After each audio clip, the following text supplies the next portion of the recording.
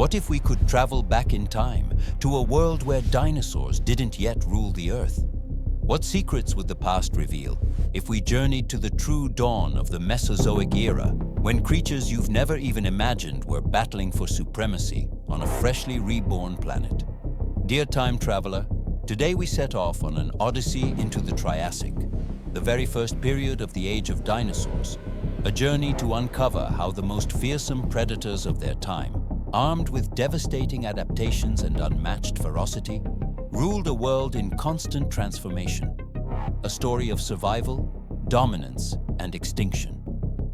Picture a world where all the land was fused into a single supercontinent, where blazing deserts stretched to the horizon, and where the deadliest predators weren't dinosaurs at all, but nightmare reptiles straight out of your darkest imaginings. An unforgiving lineage of hunters destined to reign before Jurassic giants took over. On this voyage, we'll explore how the first great predators of the Mesozoic emerged, what made them so terrifying, and how both their rise and their fall shaped the destiny of the dinosaurs. And before we dive into the deep Triassic, don't forget to like and subscribe so you don't miss any of the wonders of time. Thank you, and let the journey begin. The Great Dying, the apocalypse that came before the Triassic. Imagine a world on the brink of total collapse, a planet where life itself seemed ready to vanish forever. That was Earth around 252 million years ago, at the end of the Permian period.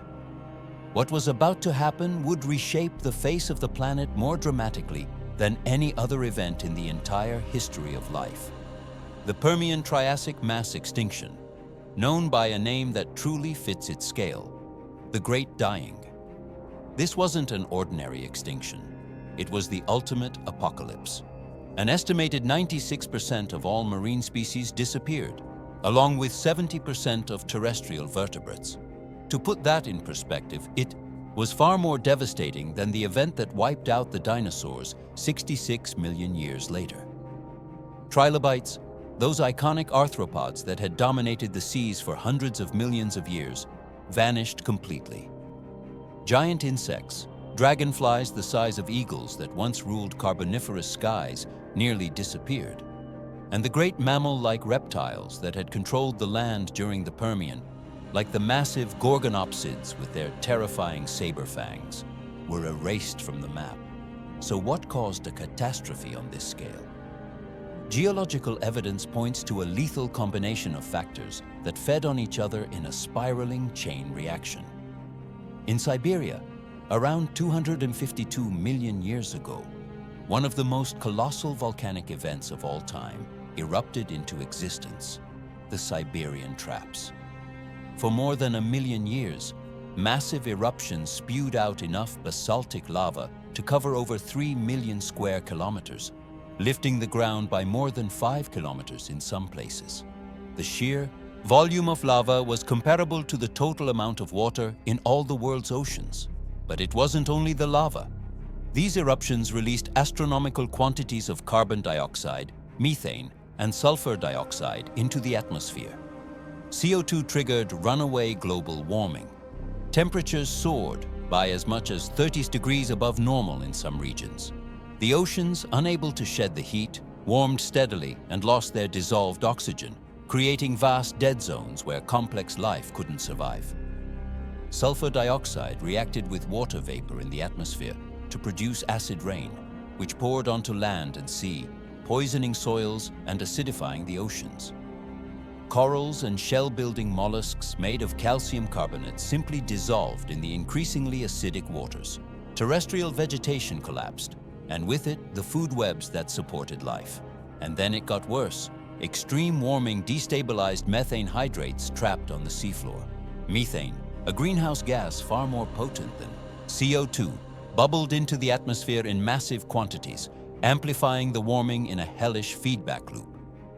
Atmospheric oxygen levels plunged from around 30% to 13% in just 20,000 years, suffocating countless creatures. The result was an Earth that was almost sterile. Forests vanished, replaced by deserts and barren landscapes dominated by fungi, feeding on decomposing organic matter. The oceans became toxic brews, rich in hydrogen sulfide that seeped into the atmosphere, poisoning the very air. It was quite literally a living hell. And yet, even in the middle of this unprecedented annihilation, life proved astonishingly stubborn. A handful of survivors clung to existence on the edges of a shattered world. Who were these unlikely heroes? And how would they lay the groundwork for the era to come? Rebirth, the early Triassic and its survivors. As the Great Dying finally ebbed around 251 million years ago, Earth entered the early Triassic, the first chapter of the Mesozoic era. Recovery was slow, painful, and uneven, a ghost world populated by the few survivors of the worst biological catastrophe the planet has ever seen. Early Triassic landscapes were bleak. Where lush forests once stood, vast reddish deserts and arid plains spread out. The climate was brutally hot and dry, with no evidence of ice at the poles.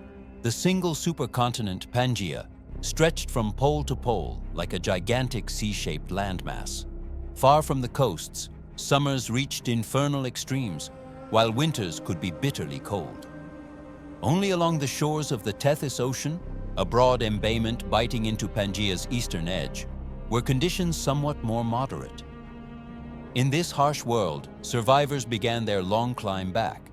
Among the most common was Lystrosaurus, a pig-sized dicynodont, a type of mammal-like reptile with a strange blend of reptilian and mammalian traits.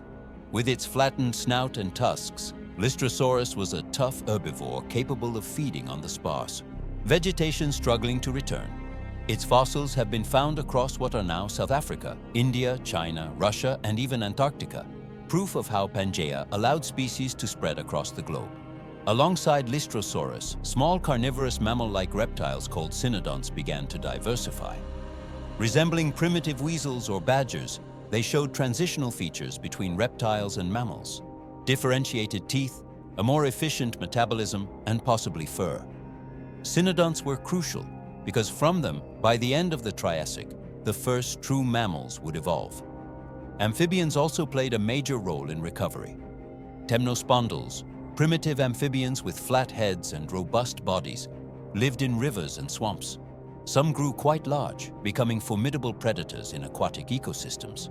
But perhaps the most significant survivors were the early archosaurs, the group that would later give rise to crocodiles, dinosaurs, pterosaurs, and birds.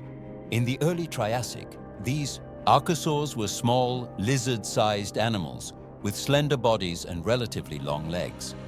Their posture was semi-upright, with limbs positioned more beneath the body rather than splayed out to the sides like typical reptiles.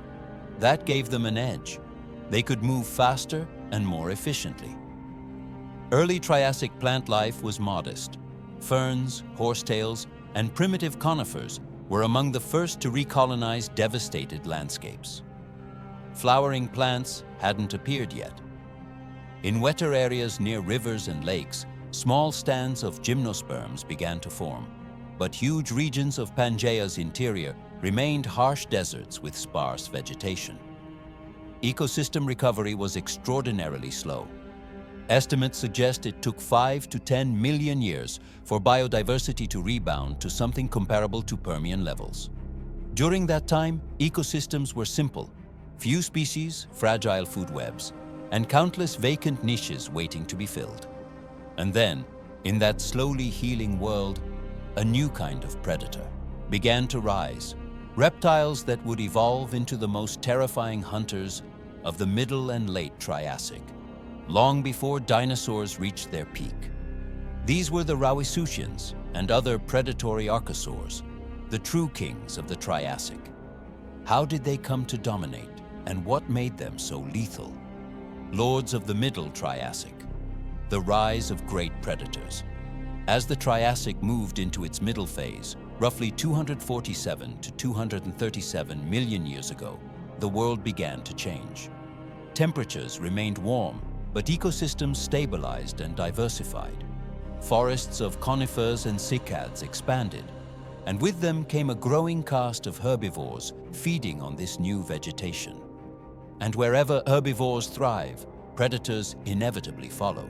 During the Middle Triassic, a group of archosaurs underwent an explosive adaptive radiation, the Rauisuchians and their close relatives.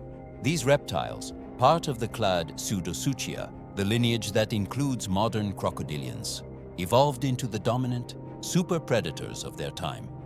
Rauisuchians were not dinosaurs. In fact, they were direct competitors of early dinosaurs, and for much of the Triassic, they won that competition.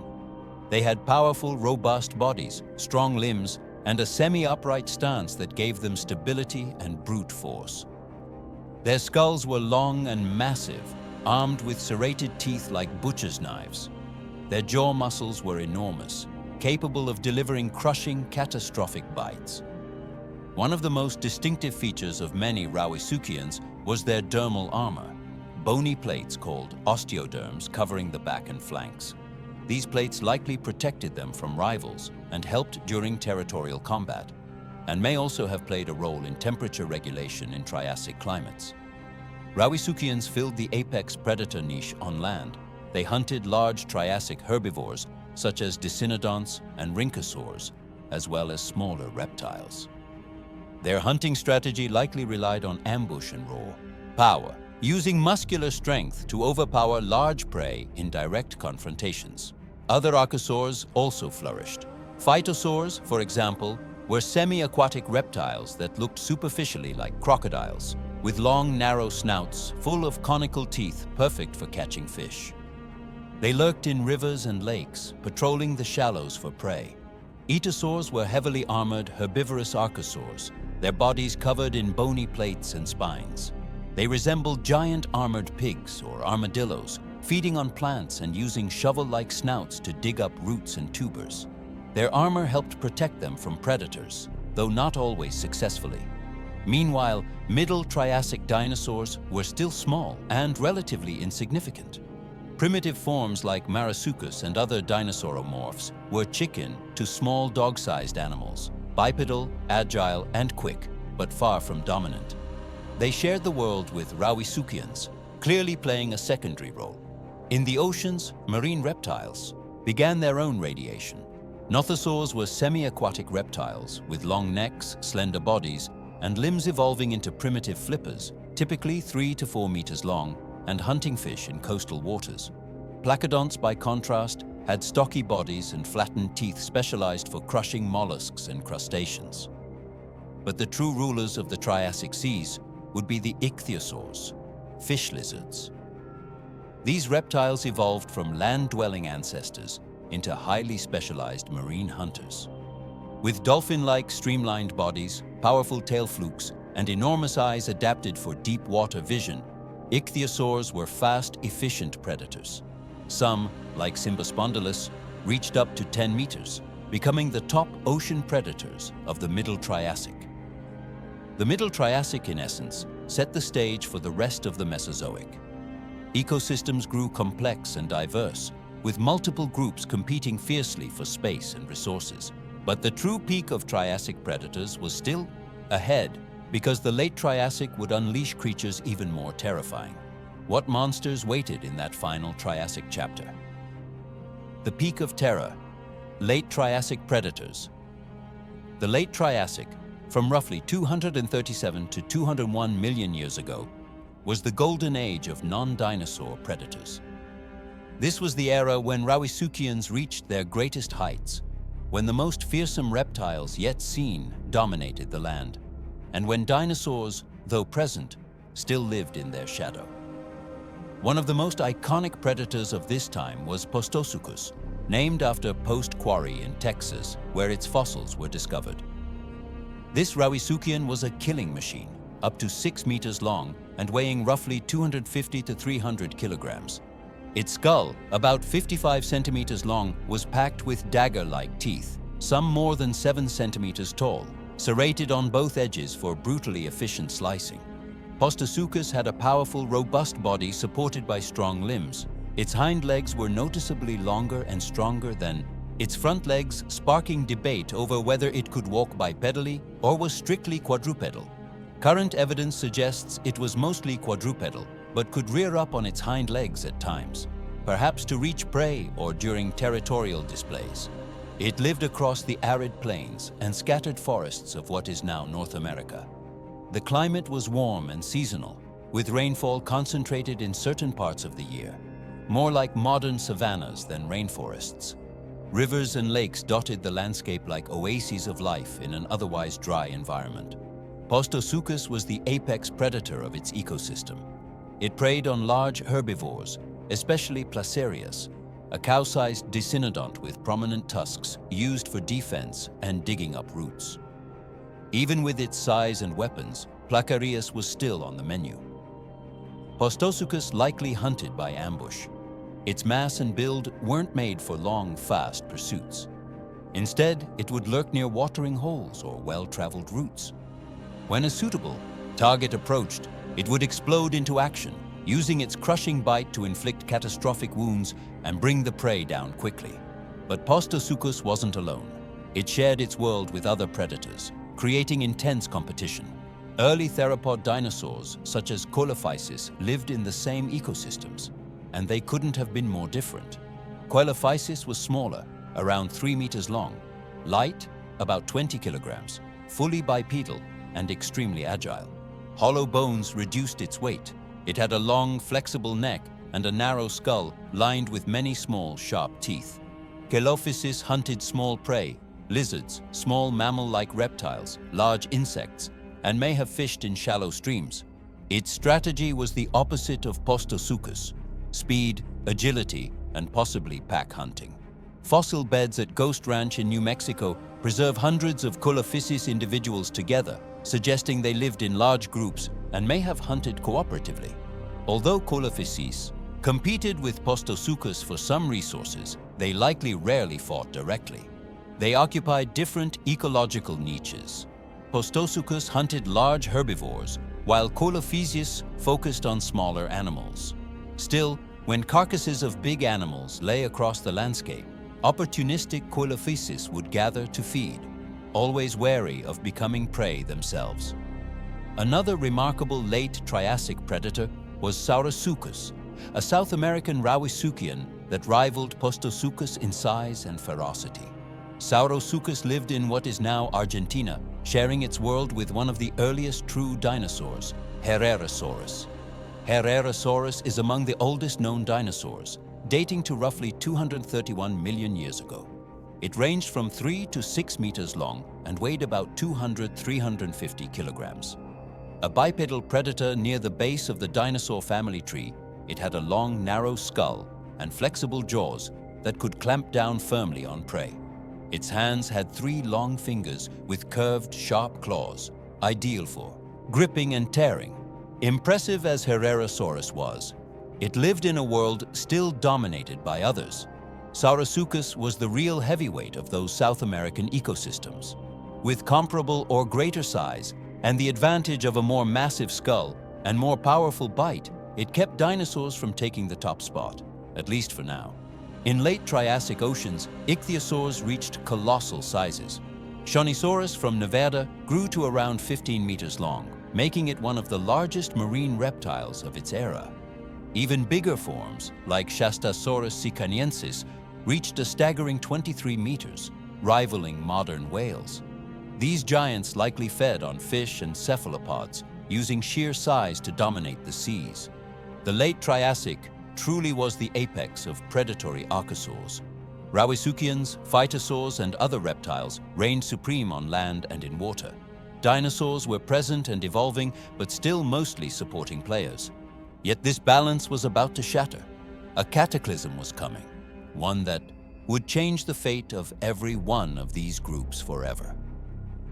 Pangaea breaks apart and the Triassic-Jurassic extinction. Around 201 million years ago, at the end of the Triassic, Earth experienced another mass extinction, less devastating than the Great Dying, but still world-changing. The Triassic-Jurassic extinction wiped out an estimated 76% of species, including most large non-dinosaur archosaurs, many mammal-like reptiles, and the last giant amphibians. It was selective but lethal, and it completely rewired ecosystems on land and sea. The causes are closely tied to an epic geological upheaval, the first stages of Pangaea's breakup. After tens of millions of years as a single landmass, tectonic forces began tearing the supercontinent apart. A rift opened along what is now the Central Atlantic, stretching from North America to South America through Europe and Africa. This wasn't a quiet process. It came with massive volcanism on an almost unimaginable scale, forming what geologists call the Central Atlantic Magmatic Province, CAMP. Over roughly 600,000 years, millions of cubic kilometers of basalt erupted through gigantic fissures. Lava flooded across parts of what are now 4 continents, leaving deposits still visible today in North America, South America, Europe, and Africa. CAMP didn't just release lava, it belched colossal volumes of toxic gases, carbon dioxide, sulfur dioxide, and methane. CO2 drove rapid global warming, pushing temperatures up by several degrees and disrupting climate patterns worldwide. Some studies suggest temperature jumps of 3 to 5 degrees within only a few decades, an extremely fast shift that many species simply couldn't endure. Sulfur dioxide combined with water vapor to produce acid rain that poisoned soils and acidified the oceans. Marine organisms with calcium carbonate shells were hit especially hard, and roughly 20% of marine biological families disappeared. But recent research suggests a surprising twist. Cold. Not only heat was a critical factor. Volcanic eruptions injected huge amounts of sulfur aerosols into the stratosphere. These particles reflected sunlight back into space, triggering rapid, intense cooling, a volcanic winter. Temperatures may have dropped sharply for decades or centuries, only to rebound as aerosols cleared, producing extreme climate whiplash. That volatility was deadly. Large archosaurs like Rauisuchians and phytosaurs, dominant for tens of millions of years, couldn't adapt to such unstable conditions. They were big animals with likely slower metabolisms, required lots of food, and had long reproductive cycles.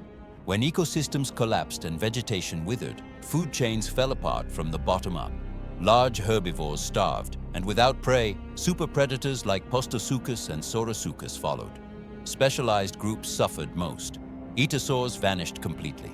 Phytosaurs, those crocodile-like semi-aquatic hunters, also disappeared. Rauisuchians, the kings of the Triassic, were almost entirely swept away. In the oceans, marine reptiles paid heavily too. Nothosaurs and placodonts went extinct. Even ichthyosaurs, once incredibly diverse, were reduced drastically. Only 2 ichthyosaur lineages survived, especially those with streamlined bodies adapted for open ocean life. Conodonts, marine microorganisms with mineralized tooth-like elements that had existed since the Cambrian, finally went extinct in this crisis, closing a chapter more than 300 million years long. And yet some groups made it through. Dinosaurs, small and marginal through much of the Triassic, survived the cataclysm. Why? Several traits likely gave them the edge. They were generally smaller than Rauisuchians, needing less food. Their metabolism was probably more efficient, and their fully upright posture let them move with better energy economy. Many early dinosaurs were omnivorous or had flexible diets, allowing them to exploit a wider range of resources. Early mammals also survived, though they remained small and mostly nocturnal.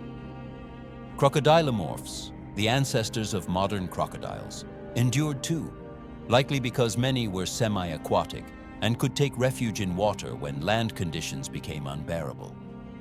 Turtles, with their protective shells and slow metabolisms, also persisted. Pterosaurs, the first flying vertebrates, survived thanks to their ability to migrate to more favorable regions and exploit airborne resources. Their survival would allow them to diversify dramatically in the Jurassic. In essence, the Triassic-Jurassic extinction acted like an evolutionary filter. It removed large, specialized Triassic archosaurs, but spared smaller, more adaptable groups with efficient metabolisms. The stage was cleared, empty niches waited to be filled, and dinosaurs, freed from their biggest competitors, were ready to step into greatness. The dawn of a new age. Dinosaurs take over with the start of the Jurassic Period 201 million years. Ago, the world entered a new era. Dinosaurs, secondary players throughout the Triassic, suddenly found themselves without the giant predators that had kept them in check. Rauisuchians were gone. The great phytosaurs and etosaurs were now only fossils. The ecological roles of massive herbivores and apex predators stood wide open. And dinosaurs wasted no time. In the early Jurassic, dinosaurs underwent an unprecedented adaptive explosion. Bipedal carnivorous theropods diversified rapidly. Forms like Dilophosaurus and Cryolophosaurus reached 6 to 7 meters long, becoming the new terrestrial superpredators with blade-like teeth, powerful claws, and distinctive skull crests. Sauropodomorphs, the ancestors of the long-necked giants, also rose. Plateosaurus, already present in the late Triassic, gave rise to lineages that in the middle and late Jurassic would produce the largest land animals ever. Sauropods like Brachiosaurus, Diplodocus, and Argentinosaurus. Ornithischians, the other. Great lineage of herbivorous dinosaurs, diversified too. Early forms such as Lesothosaurus would eventually lead to plated stegosaurs, armored ankylosaurs, and the horned ceratopsians of the Cretaceous. In the skies, pterosaurs flourished, evolving into ever more specialized forms. Some developed wingspans of several meters, becoming the lords of Jurassic air. In the oceans, ichthyosaurs survived, but their diversity never fully rebounded. Instead, a new group rose, plesiosaurs. With long necks, broad bodies, and 4 powerful flippers, plesiosaurs and their short-necked relatives, the pliosaurs, became the new apex marine predators of Jurassic and Cretaceous seas. The Jurassic truly became the golden age of dinosaurs. Giant herbivores roamed lush forests of conifers and ferns. Theropods hunted across floodplains. The skies rang with the calls of membrane-winged pterosaurs. The seas teemed with strange, wonderful marine reptiles. And all of it was possible for one simple reason. The Triassic predators, the Rauisuchians and their relatives, had vanished. The Triassic-Jurassic extinction was a tragedy for many groups, but an opportunity for dinosaurs. Freed from competition, they finally unlocked their evolutionary potential and became the dominant animals of the Mesozoic. Their reign would last more than 135 million years, until another catastrophe, the Chicxulub asteroid impact 66 million years ago, brought their era to an end. But that is another story. Final thoughts. Lessons from the Triassic. Looking back on this epic journey through the Triassic, what can we learn from the most terrifying predators of that distant age? First, we learn about the contingency of evolution. Rauisuchians, Postosuchus, Saurosuchus, along with phytosaurs and etosaurs, were magnificently adapted to their time. They dominated Earth for tens of millions of years. But when conditions changed drastically, their specializations became liabilities. Dinosaurs, smaller and more flexible, survived not because they were better in any absolute sense, but because the circumstances happened to favor their particular adaptations. Second, we see the incredible power of mass extinctions to reshape life. The Permian-Triassic Great Dying nearly erased complex life, but it also opened space for new groups to rise. The Triassic-Jurassic extinction removed the established rulers, clearing the way for dinosaurs to flourish. These catastrophes are devastating, but they can also drive evolutionary innovation.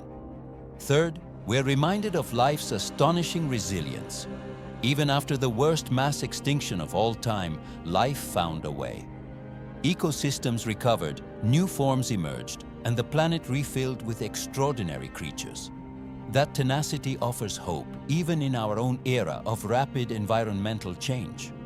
Finally, the Triassic teaches humility. Rauisuchians likely never imagined their reign would end. Triassic dinosaurs didn't know they would inherit the Earth.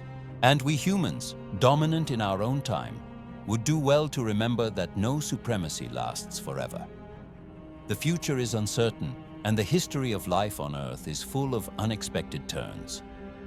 The Triassic predators, those kings before the Jurassic, have left a fascinating legacy in the rocks and fossils we study today. They were magnificent, terrifying, and wildly successful. And even though they vanished 201 million years ago, their story still echoes.